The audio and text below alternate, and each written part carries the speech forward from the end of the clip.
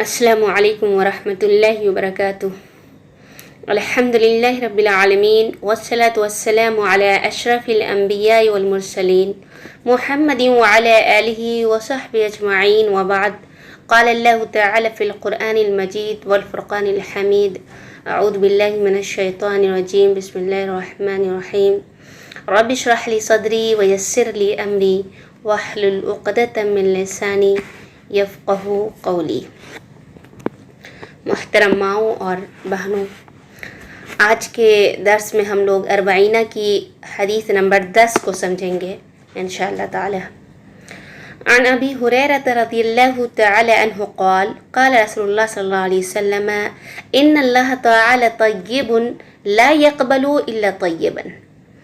ابو ہریرہ رضی اللہ تعالی عنہ سے مروی ہے کہ رسول صلی اللہ علیہ وسلم نے ارشاد فرمایا، ان اللہ تعالی طیب، اللہ تبارک و تعالی طیب ہے، پاکیزہ ہے، لا يقبل الا طیبا، اللہ تعالی قبول نہیں کرتا ہے، قبول نہیں فرماتا ہے مگر طیب چیزیں، طیب اور پاکیزہ باتیں، پاکیزہ اعمال۔ تو حدیث کے اس ٹکڑے سے پتہ چلتا ہے کہ اللہ تعالیٰ کا ایک نام طیب ہے، یعنی اللہ تعالیٰ ہر قسم کے عیوب اور نقائص سے پاک ہے۔ اللہ تعالیٰ اپنی ذات میں، صفات میں، اقوال و افعال، باتوں میں اور اس طرح سے اللہ کاموں میں طیب اور پاکیزہ ہے، کہیں کسی قسم کا عیب اور نقص اور خرابی اور خامی نہیں ہے۔ لا يقبل الا طیبا، اللہ صرف طیب کو قبول کرتا ہے۔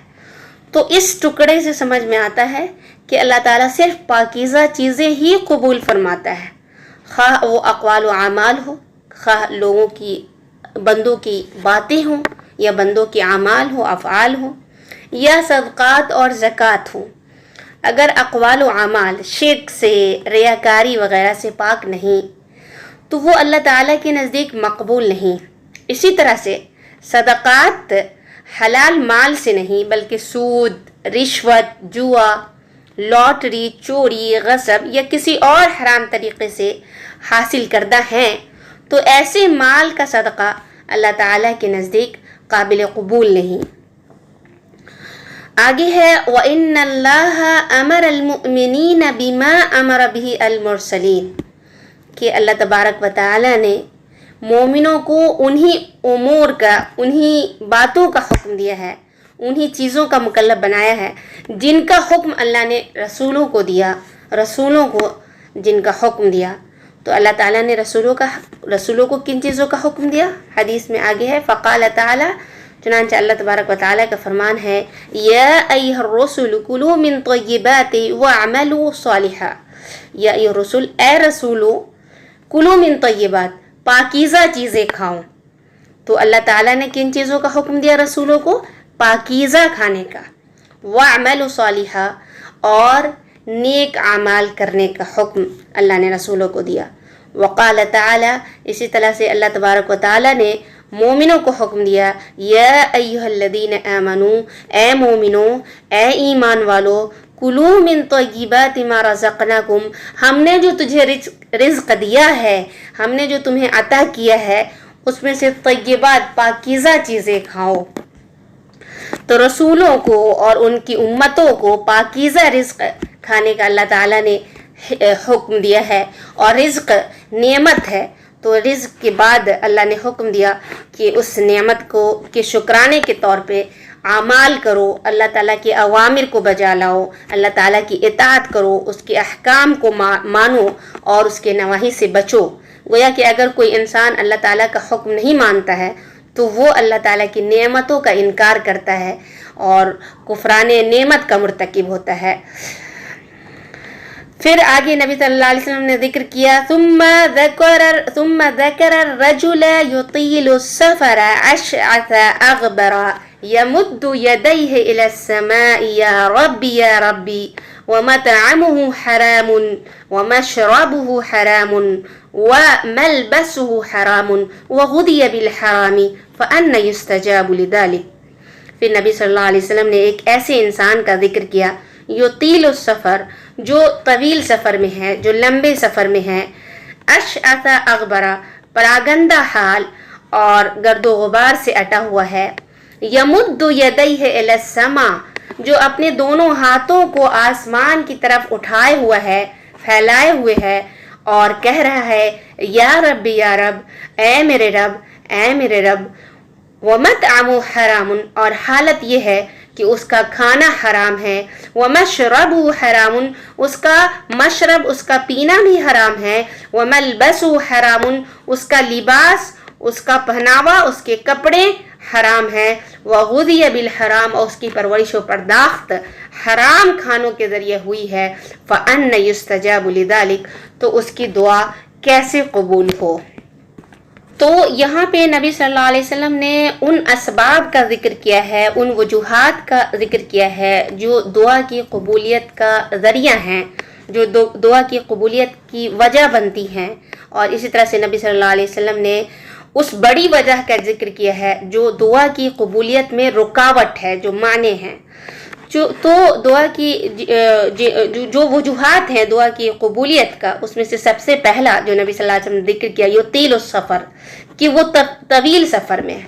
گویا کہ سفر میں ہونا، خواہ طویل ہو یا طویل نہ ہو، وہ دعا کی قبولیت کا سبب ہے، ذریعہ ہے. نبی صلی اللہ علیہ وسلم کا ارشاد ہے 3 دعائیں بلا شک و شبہ قبول ہوتی ہیں: مظلوم کی دعا، مسافر کی دعا، اور اولاد کے لیے والد کی دعا. چونکہ سفر میں انسان وطن سے دور ہوتا ہے اور جو راحت کے اور سہولیت کے اسباب ہوتے ہیں اس سے دور ہوتا ہے، مشقت جھیلنے کی وجہ سے انسان پہ لاچاری اور عاجزی کی کیفیت نمایاں ہوتی ہے، اور اللہ تعالیٰ کو یہ حالت بہت پسند ہے، اس لیے دعا کی قبولیت کی وجہ ہے.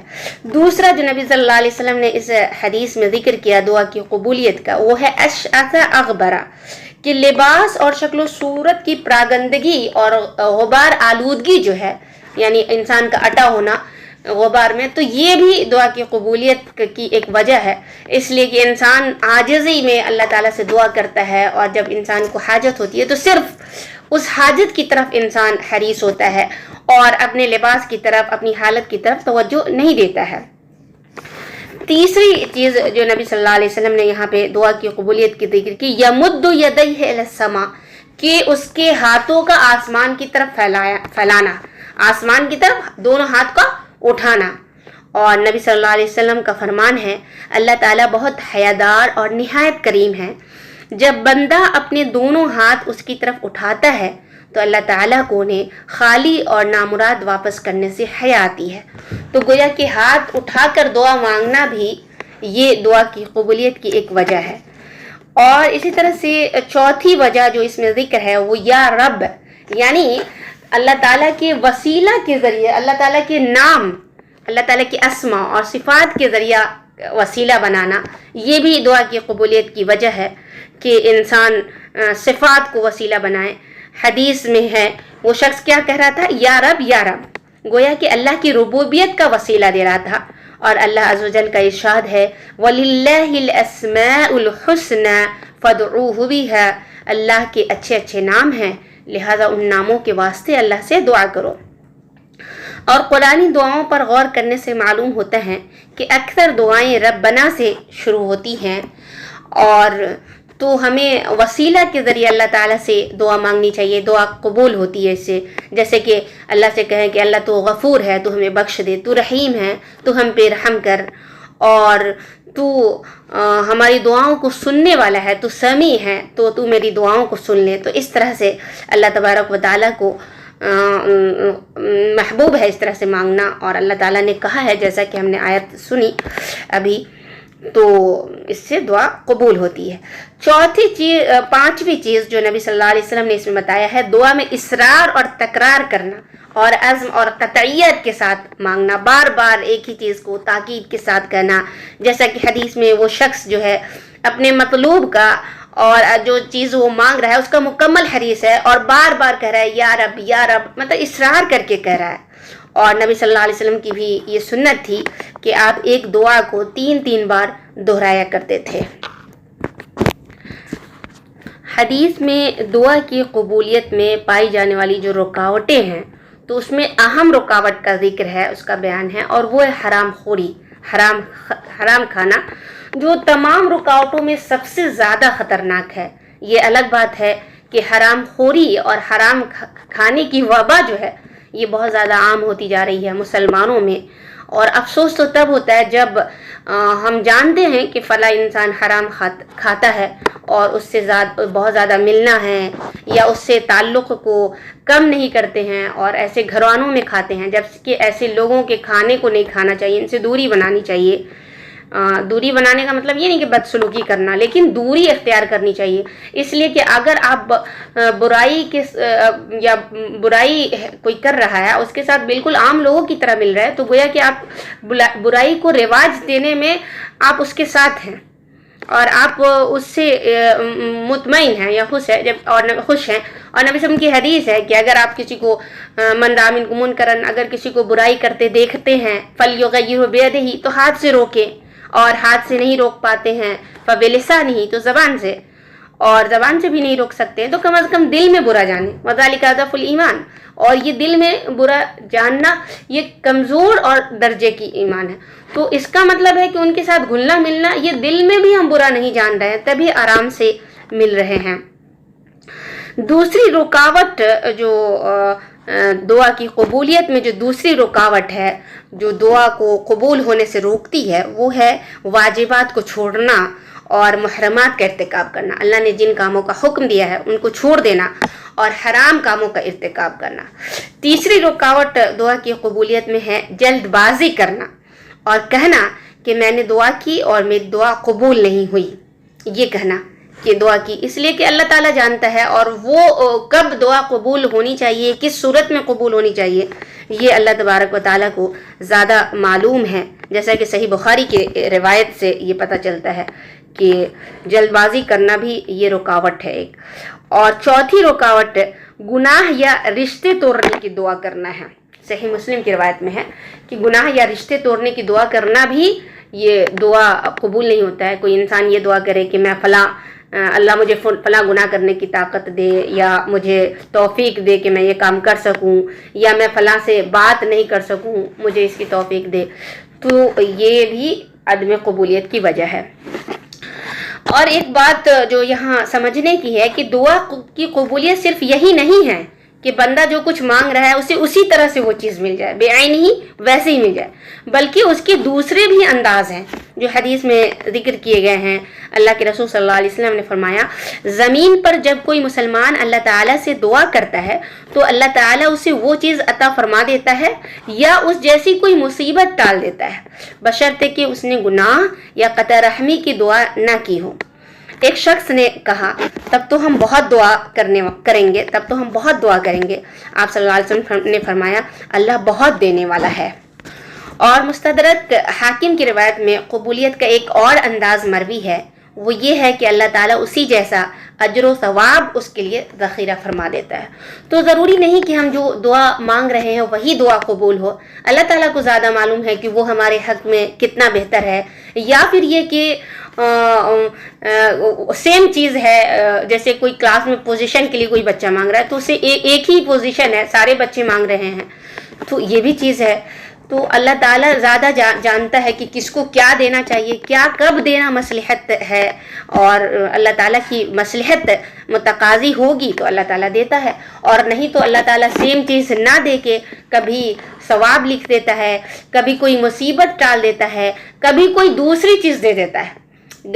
کبھی آپ نے علم مانگا تو علم نہ دے کے اللہ نے صحت دے دی، یعنی کچھ اور دے دیا، تو یہ اللہ تبارک و تعالیٰ دیتا ہے۔ تو اس کو ذہن میں رکھنا چاہیے اور ہمیں اللہ تعالیٰ سے خوب دعائیں کرنی چاہیے، اور اللہ تعالیٰ ہمیں نیکیوں کی توفیق دے اور برائیوں سے بچائے، اور اللہ تبارک و تعالیٰ ہمیں توفیق دے کہ ہم پاکیزہ کھائیں اور حرام خوری سے، حرام کھانے سے بچیں۔ آمین ثم آمین۔ سبحانک اللہم و بحمدک، اشہد ان لا الہ الا انت، استغفرک و اتوب الیک۔ والسلام علیکم ورحمۃ اللہ وبرکاتہ۔